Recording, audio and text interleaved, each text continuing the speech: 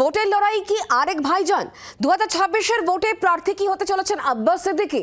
শওকত মোল্লার বিরুদ্ধে এবার কি প্রার্থী তবে আব্বাস সিদ্দিকী? এবার ভোটে দাঁড়াতে চান আব্বাস সিদ্দিকী।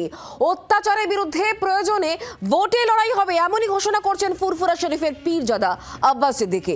আব্বাস সিদ্দিকীকে পাল্টা চ্যালেঞ্জ ছুড়ছেন শওকত মোল্লা।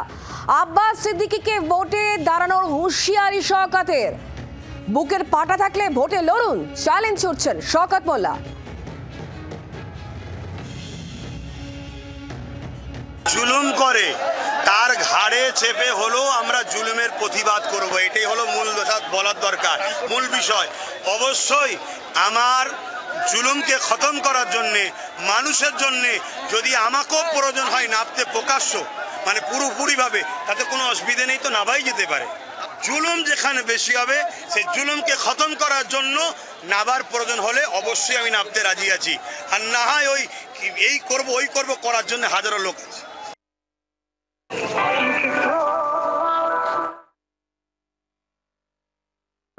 ওর বুকের পাটা আছে, ও যদি সত্যিকার ওর বুকের পাটা থাকে, ওর যদি হিম্মত থাকে, তো একবার নির্বাচনে প্রতিদ্বন্দ্বিতা করুন।